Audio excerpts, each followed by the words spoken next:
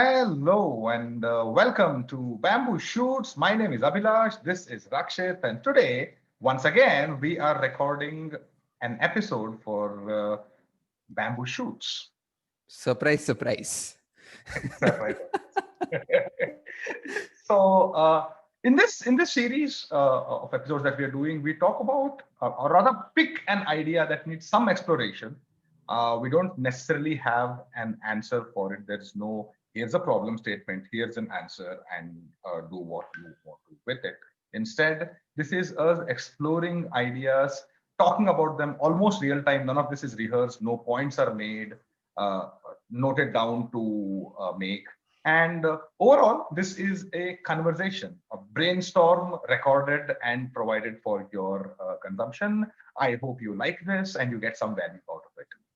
Yes. And today, I thought, Abhilash, we could talk a little bit about writing outlines Hmm? for programs that we do, or sending out proposals in a business when you're unsure of whether they are going to land or where they're going to land, right? Yeah. The uncertainty of sending a proposal out there or putting all your heart and soul into a program that you propose, and only to know that it's either going to take ages to come through or sometimes may not even come through. Yeah. Oh, totally, totally. And I have a decade's worth of experience of doing that. And I can tell you everything, all the hope that you pin on that one project, send it out, and you've been told verbally that this is a done deal, and then nothing comes out. Right. So, Sometimes so something does, and something profound happens once you send it. Both can happen, but let's talk right. about both. Great. So, where do we begin then? So you create a lot of outlines. Your unofficial nickname is Outline King, right? And there's a book called Outliers. And if there was a book called Outliners, you would be featuring in it as a star outliner. So I have a question for you. You Right. are constantly working very closely with lots of our corporate clients, Mhm. and the L&D department of that company, uh, and many companies really, have some ideas. Okay, what if we take people with 3, 4, 5 years sort of worth of experience and give them a training exercise which talks about A, B, or C, and Right. then because they want to see how that training program can be done, they pick up their phone, call Rakshit Bhagwat, and say, could you make this outline for us? If this was the topic you wanted to cover, this was the outcome you wanted to achieve, these were the objectives you wanted to cover, what Right. kind of outline would it be? And then you spend a while creating an outline for it. Give us an idea about what procedure you follow, what steps you do, and how do you approach this. Right. No, so I have a couple of thoughts on that, right? Before we even get into creating an outline, there are two kinds of client requests that you have. One is when you're involved very closely in the training needs analysis, and another is when you are not involved in the training needs analysis, right? So when you're involved in the training needs analysis, you have greater control over or greater clarity over exactly what you're developing, what objectives you're hoping to achieve, what do those objectives, what outcomes do those objectives map to. And because you have that clarity, you're able to design an outline for a 3-hour program or a 2-hour program or even an 8-hour program if it is going to be done across 3 separate days. And you have a lot more clarity on how you're going to deliver that particular program. So my recommendation, in fact, I think what we've always done is to try and be involved in the training needs analysis stage itself. And if you're involved in the training needs analysis stage, then you have a clear understanding of what the business is trying to accomplish as a result of that training, right? Mm. You start from there, and if you do not know, then you go back and you clarify those business needs, and then you create a sort of structured process to develop an agreement between the business and between us, right, as training providers, right? Mm. um, once that happens, then you would go through an understanding of some of the skills and the behaviors that these employees must perform to achieve these desired results, right? Mm. So you would basically do an analysis of what are the kind of uh, um, learners I'm going to get. Am I going to get learners who are motivated by competition? For example, if you're doing a program for a group of salespeople, then I know that they're going to be extremely competitive in nature.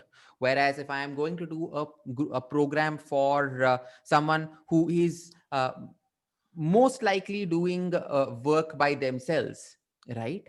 And they report to a particular manager. There's not a lot of interaction, peer-to-peer interaction that they're engaged in which case then they are going to be inspired by exploration of concept. And so the methodology you use in the training has to vary. For someone who is doing for a sales program, and we did a sales program recently, we had a lot of quizzes there, we had a lot of prizes that the participants could win over the course of the program. Whereas in a typical program that I do for uh, freshers who come from a tech background, who are not doing a lot of client interaction or interaction with their peers, then I make sure that there is a lot of exploration, there is scope for a lot of discussion, there is scope for self discovery of the concept. That I'd give them probably a document and say, why don't you just read this once, come back to me with some of your thoughts, and Right. then you know that you have that kind of a dynamic.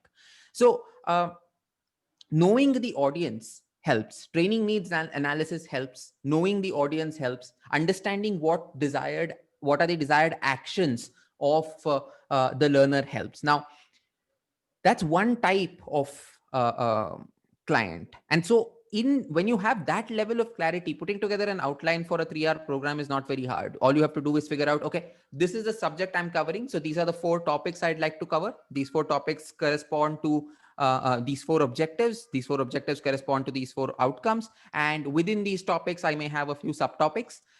Knowing my audience type, this is the methodology I'm going to follow. I'm going to have this game up front as an icebreaker, following which I will have some discussion slides, some slides where I as a trainer impart information, some where they can explore. We may put in a game like bingo to make sure that there is enough scope also for recollection of topics and concepts. So that's pretty straightforward. The challenge is when you do not have that clarity. Right. And sometimes it so happens that you have a client who comes in and asks, we want to do a program for our for associates of a year or two with of experience of a year or two. We want them to be better at time management, and there's not enough information shared about how is that going to impact them. Do they have interactions with clients or not? What kind of work do they do on a day-to-day basis? I'm a big believer in asking, explain to me a typical day in that associate's life.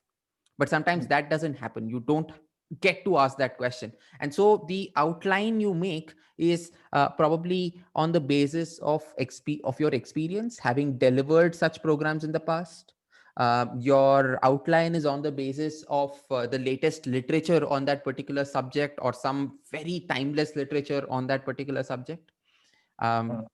so, for example, Stephen Covey's urgent important matrix you can touch upon in a program on time management and prioritization. But then we've been doing that for years. There is a reason, of course, that it holds true. It is valuable.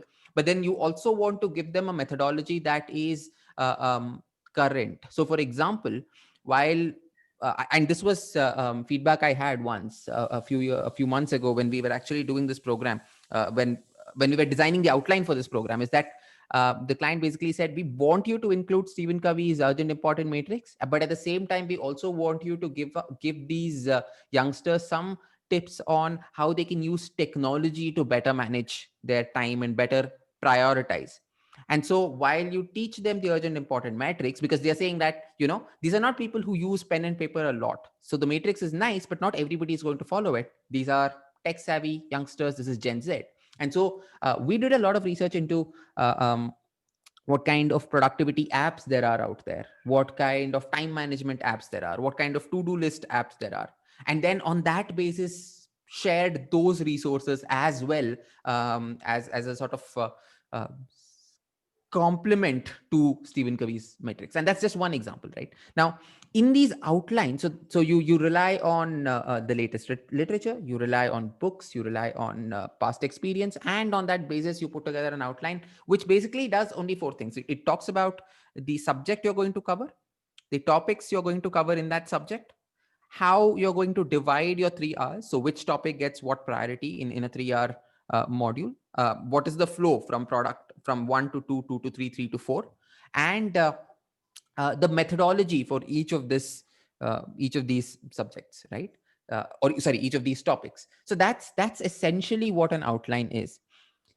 Where sometimes this becomes a little challenging, and this is where I want you to come in, is um, I have often wondered, do I want to create an outline for every program I do? Or do I want to tell my client that, hey, these are some programs that we don't want to do, and therefore we will not focus. We'll niche down on a certain kind of program only, and then any program that we do will follow this particular approach that we take. And for example, in our case, any outline we create, any program we create, we use the GPS method, right? Gamification, personalization, and socialization. So we know that there is a framework to any outline we create. Yeah. But if we decide tomorrow that we are not going to be doing programs, for example, on sales at all, right? And we will only do programs on behavioral training, or vice versa, then what? What is the value of niching down in business? Because we tend to put out a lot of outlines, what has happened is that with the in most cases there is a long waiting period sometimes, and at times it just doesn't come through, right? Right. The outline is great, that management seems to like it, but they also say that, you know what, this year may not be the right year for this. We'll come back to this, we'll circle back to this at a different time. All right. I have two opinions on this. First of all, there are programs, and one of the programs I did in which we did not supply an outline to the client. We said, Right. you know what, we are leave this with us. We have done 200 programs for you already. We know how to do this. Leave this with us. We want to do it in a different approach, right? And in that, we did not do any outline, and we just went straight into, and we ended up spending more time on creating that program. I agree, because there was no outline, but Right. it did not follow our usual standard way of creating outlines, getting them approved, and getting that done. Right. So that is an option. While we are much more comfortable with the more tried and tested approach of creating an outline, getting approval, and then working on the programs. If you feel like you're working on too many outlines that don't seem to be panning out, an approach is also to give a three-pointer and say there's going to be this objective, this outcome, and this kind of activities we are going to do, and we are going to have this, and this, and see if it works out. If you're not willing to put that kind of time into outline. Right. The second is a challenge that every uh, trainer, facilitator, freelancer, business owner, we all have to contend with, which is the feeling that the urgency of getting a proposal disappears the moment the proposal arrives, right? And this Abhilas is axioms. this is a constant struggle, right? Your client calls you up and says, "Send me a proposal for this," and you're like, "Okay, do I have 2 days to do it?" Like, no, no, no, this has to happen this afternoon, and then you bargain and somehow say, "No, I want to do this," and it takes some time. Blah blah blah. We reach 4 p.m. as the cutoff, and you have like 4 or 5 hours to do something.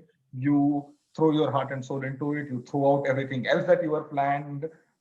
Sometimes some other professional commitments get thrown out of the way. Sometimes your personal life is challenged because of that. Eventually, you work hard. 3:59, you send that email, feel amazing about it, expecting a reply back at 5, 6, 7. Then the next day, then the week after that, and nothing happens. Right. And that happens often enough and to enough people that it is no longer a one-off situation. It's not just happening to you, it's happening to everyone. Right. Proposals are super important for the client until they receive it. The moment they receive it, sometimes because of the price that they see on it, sometimes because some more clarity comes after receiving the proposal itself, things become much more complex, and priorities fall in the play away. And the worst case scenario is when they call you back a week later, do not even acknowledge the proposal that you have sent in the past and ask you for yet another outline, yet another proposal, and the circle keeps on repeating. Right. So yes, two ways to approach this problem once again. One is Right. to let whatever is happening with the acceptance that it is happening to everybody else. There's not much you can do to change this behavior. And two is to learn the power of no. The power of no That's right. being, you know, you are. There's another axiom, not mine, somebody else's, and I'm mostly going to butcher that statement. But it goes something like, your business is not built on how many times you say yes. It's built on how many times you're willing to say no to your clients, to your That's prospects. Yeah. that's an interesting point, and I'm we've recently celebrated a year, right, of Gentle Bamboo's existence, and I was thinking back as you were saying this, when we started out last year, we sent out a lot of proposals and we put a lot of effort into those proposals. They were beautifully designed proposals. These were not just a Word document with 20 lines. These were very beautifully designed decks, 20 slides, one idea per slide, and all those methods were followed. um, and it didn't work out, right? Most of them didn't pan out. We sent the proposals, we followed up, which was one of the things you kept saying we should do. Don't let it go, keep following up, following up, following up. But that's one point I want you to touch upon a little bit, on the importance of follow up. The other thing is also how, uh, um, in the recent past, we've done two things. Just in the last week, there was a request for whether you would do a program. A particular agency had reached out, and we basically said no if we cannot speak to the client directly. Yes. And on the other hand, we were reaching out to a potential new client, um, and we put together a 4-page proposal for them, when they gave us a problem statement, and we put together a 4-page proposal for them, and we put in a lot of heart and soul into that. What do you think was the difference, in the sense that in both cases the uncertainty of this program coming through was equal? So why did we say no upfront to potential client A, and why did we go all out and create an entire new game almost, in concept, for potential client B? Okay. All right. Let me try the answering the easier question, which is potential client B. Why did we go that far? Because of the one conversation that we had with the client's representatives, Right. and like they say, you can see in their eyes that they want to do this. Right. Will they be able to do this? Will they be able to and I'm kind of quoting disaster by talking about something that has still not happened and will end up jinxing it. But Right. the idea is that when you speak to people, in the tone of their voice and in the look on their face and the way they talk to you, you know whether they want to do it or not, and that's all you're looking for, right? A willingness to actually work with you and a genuine mutual respect between each other when they're working with you, when they're talking to you. When you Right. see that, you can go ahead. See, programs do not happen for various reasons. They might be talking simultaneously to 4 people. They are generally respectful people. They behave like that with everyone. Uh-huh. And for similar programs, somebody offers a better price, maybe better value for money or whatever. They'll go with that. That's all perfectly fine. The reason we did not say yes to potential client A is that the client said, we have, I don't know how many people are going to participate, what experience level they are at. We don't know what expectations we have. We just want you to come and fill in 2 hours of time.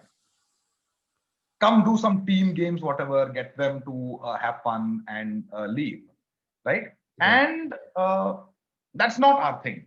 When I started my first business a decade ago, and if somebody like this had called me in the first or second year, I would have jumped at the opportunity. I can entertain people. I can keep, 100, 200 people engaged for a couple of hours. And if you're willing to pay for that, I'm happy to do that for you. Now things have changed. The unfortunate reality of most freelance, either single person businesses or, a partnership of two people or a company like ours, still small companies, is that we do not believe we have any power. Right.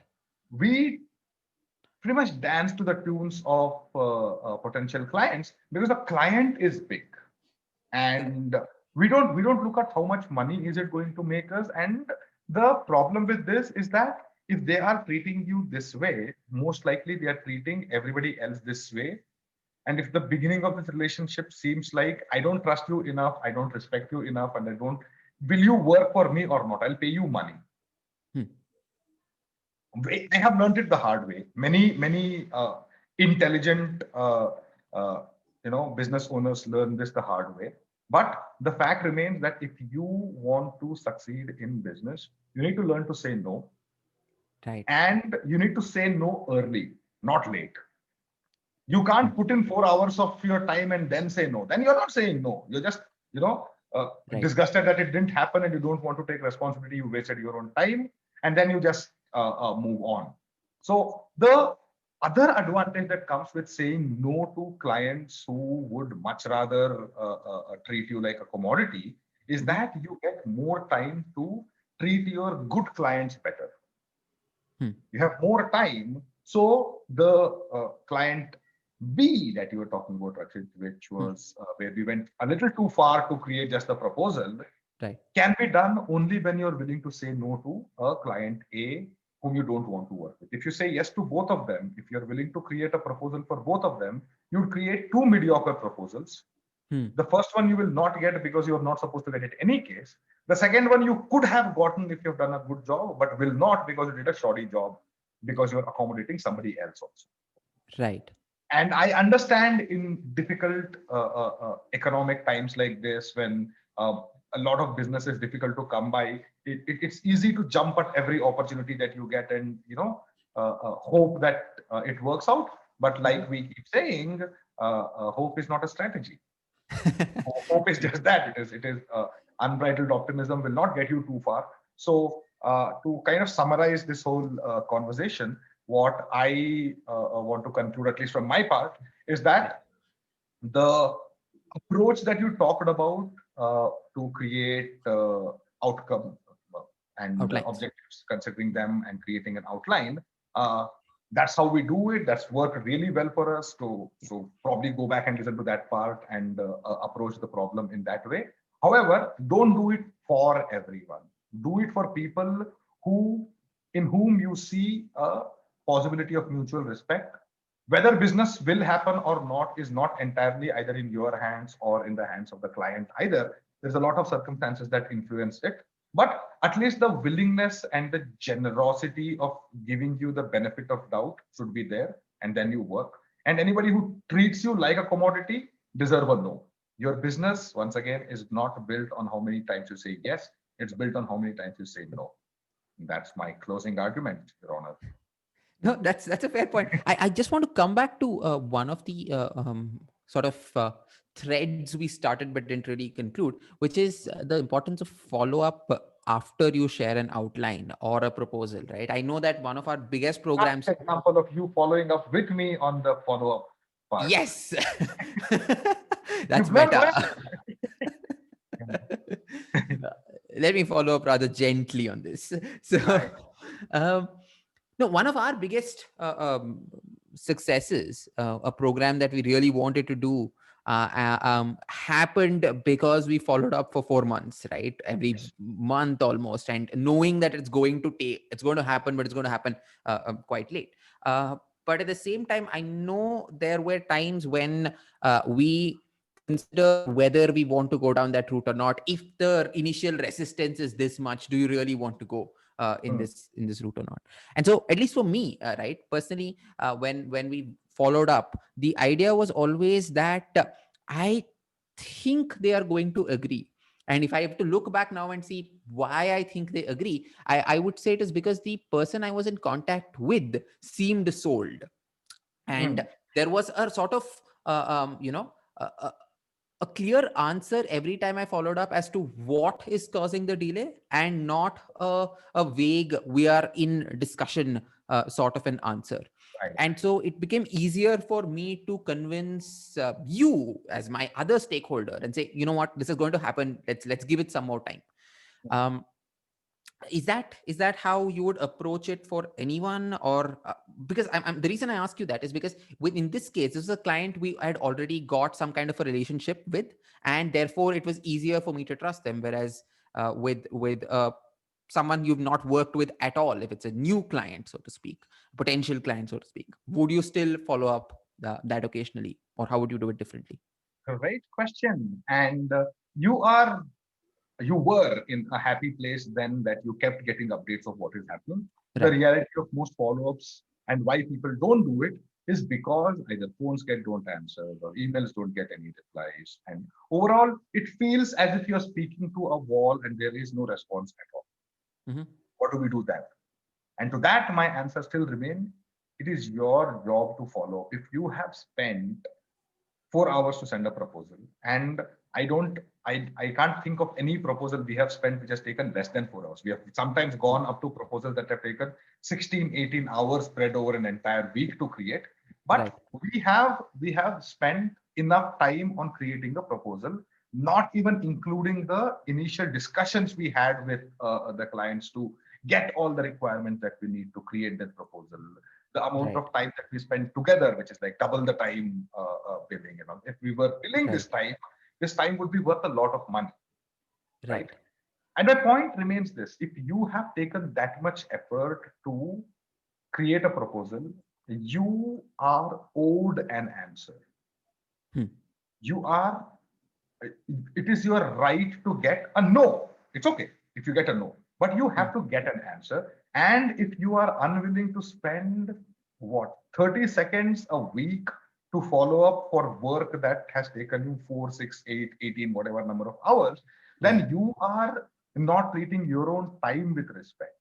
And to a large extent, that is uh, how do I say, reason number one that you should follow, because that is how you respect the time that you have invested in this already, Right. right? Reason number two why you follow up is a little more, how do I say, courteous, in the sense that this person has not responded to me the last time I sent an email and I will not talk to him again, is foolishness. Right. The thought that that prospect's life revolves around you is genuine definition of foolishness. They have a very, very rich and varied life going on of their own. They've got their family problems, their personal problems, their professional problems, good things happening with them, a life to look forward to, a vacation to go to, I don't know, girlfriend that they are courting and need to spend time with, or a kid that they are raising which needs more time. You are not the center of their universe. You were some, you know, a meteor that shot past for a while and you disappeared. Right. They are not expected to remember you. It is your job to remind them. And if you believe that you can do a great job for that client, only then you should send a proposal. If you think you can't do a good job for them, you can't. Suppose to send a proposal to them. Now, having concluded that you can do a good job for them, having sent a proposal, if you are not reminding the client, you are robbing from them an opportunity to work with you. And I'm not Right. saying this in the form of an ego. I'm saying this as almost a duty. If you are a lifesaver and somebody is sinking, it is your responsibility to go to them and ask, can I save you? Right? Right. If they say no and they are still going down, it is your job to jump in and help them. Right. That is the service motto that most business owners have within themselves, but are so ashamed to express to the potential client. And pretty much all marketing and sales books talk about this, that if you can help somebody and you're not helping them, then you are doing them a disservice.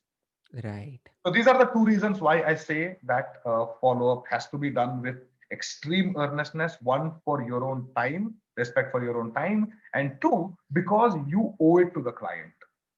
Right, right. And as you were speaking, another thought struck me.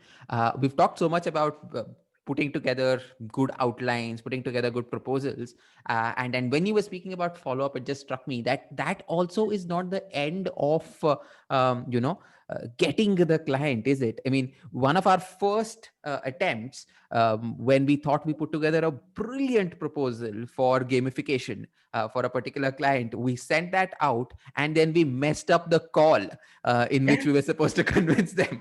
so Oh, so there is yes. that as well. True. And see, that's part of the learning journey. However, okay, I think we have talked about, I'm now sure why we are calling this bamboo shoots, because we talked about three separate topics now. One is, how do you build an outline? How do you not build an outline, or whom do you not build it for? And Right. three, after having built and sent a proposal, how do you follow up? And I think this, I mean, we've covered a lot of ground here, Yeah. and I just want to leave this with the summary of everything that we have spoken. Right. Of course. Let's start a flow chart. The first box says, should I create an outline? The yes goes here. And if it is yes, how? And then watch the first 15 minutes of Rakshit's ideas on how to create one. If the answer is no, you should not. Understand why you should not and for whom you should not. Let's come back here. If you have created that and sent it off, now come to the third one third of this and wonder how we are going to follow up with them. We can Right. keep talking forever, but I think we have summarized this in 3 bits. Don't create an outline for everyone. If you do, this is how you create it. And having created one and sent it across, this is how you follow up. Is that all? That's Good it. And stuff. I think we have at least two other bamboo shoot ideas to explore in the future. Yeah. But for now, I think that's that. All right. So thank you, dear viewer. I hope you found some value out of it. And if you did, you know what to do. Subscribe. Yes, After that, you please. share or not is left to you. I don't want to encroach upon your right to not share it, but do subscribe because we are creating quite some good content, and I think you'll benefit from it. And if there is any specific topic you have in mind in which you want to hear Rakshit and I rambling about and hopefully come to some good conclusion or some good nuggets of wisdom, comment about them in this video, and we should be good. All right. Thank you very much. And that's one other episode of Bamboo Shoots completed. Until next time, stay healthy, stay safe, and subscribe. Bye bye. Bye bye.